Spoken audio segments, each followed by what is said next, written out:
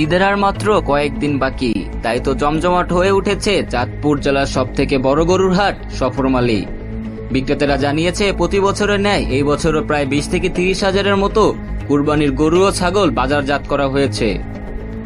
এর পাশাপাশি ক্রেতারা জানিয়েছে প্রতি বছরের মতো এই বছরও গরুর দাম স্বাভাবিক, তবে কেউ কেউ বলছে গরু ও ছাগলের দাম আগের বারের থেকে কিছুটা কম মনে হচ্ছে।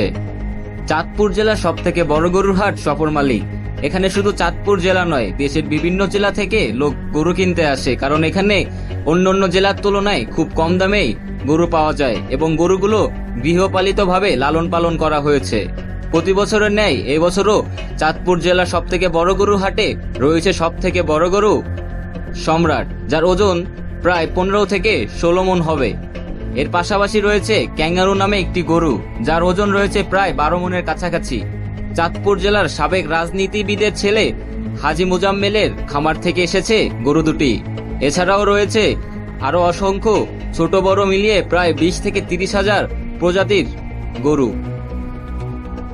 বিক্রেতারা বলছেন এসব গরু বিক্রি করে তারা এবছর লাভবান হতে পারে, সেরকম সম্ভাবনা নিয়েই চাঁদপুর হাটের সবথেকে বড় গরু হাটে এসেছে।